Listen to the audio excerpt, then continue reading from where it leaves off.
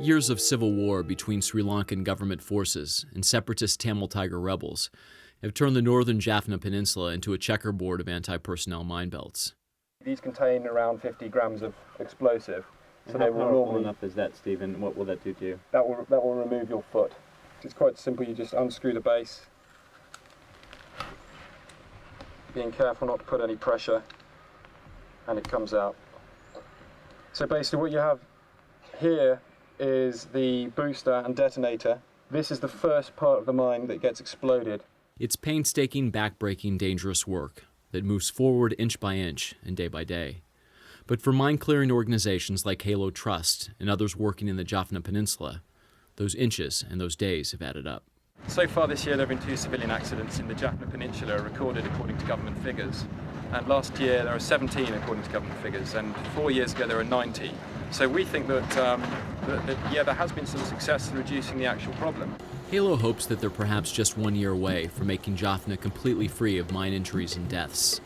It's a job that's critical, as tens of thousands of people displaced by the war have begun moving back to their homes after the 2002 ceasefire between the government and the Tamil Tigers.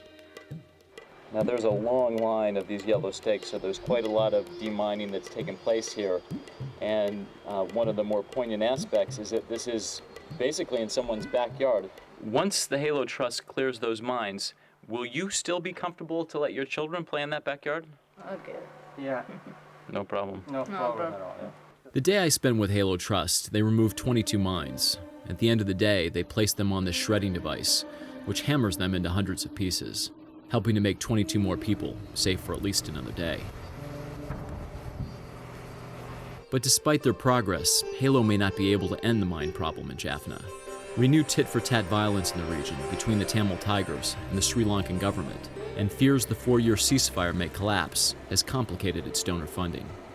Groups supporting the project don't want to continue financing a demining operation if the area is just going to be replanted with anti-personnel mines. I decided to travel Sri Lanka's A9 highway to Tamil Eelam, a de facto quasi-independent state created by the Tigers following the ceasefire. I want to talk to the Tigers and ask them if they think the ceasefire will hold or if the fighting will begin again. We approached the Sri Lankan army checkpoint leading into Tamil Eelam. It's almost like entering another country. My Sinhalese translator and driver are nervous about going into the Tamil-controlled area, but they agree to come with me anyway. Now this area is controlled by the Red Cross. It's about 100 yards from the government checkpoint to the Tamil Tiger checkpoint. The Tigers don't let me videotape at their checkpoint, but say I can shoot freely during my visit to Kilinochchi, Eelam's capital. Despite the sense of community here, the conflict never seems very far away. I finally get a chance to sit down with 4 Tiger cadres, all dressed in their distinctive tiger stripe camouflage.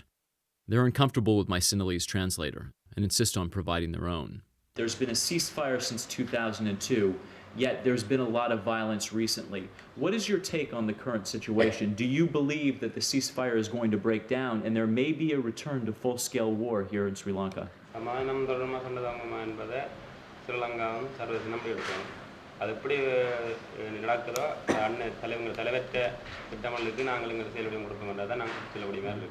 If they ask you to go back to fighting at this point, you're ready and willing to do that? One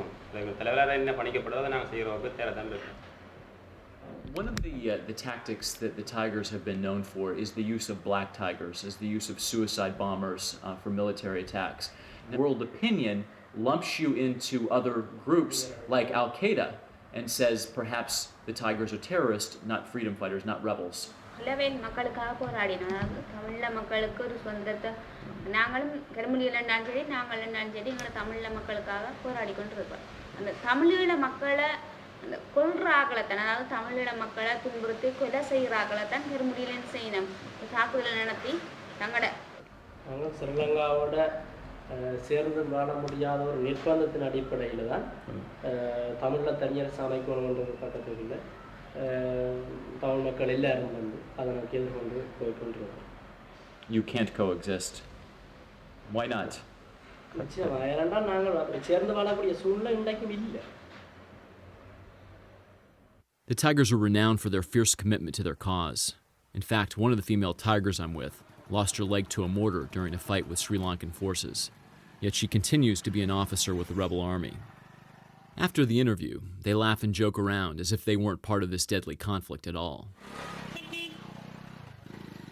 But the very next day, the Tamil Tigers are accused of attacking a bus in a majority Sinhalese community, killing 64 people, many of them children. It's the worst incident involving civilians since the 2002 ceasefire. Just days later, more than 30 people are killed in a land and sea battle between government forces and Tamil Tiger rebels.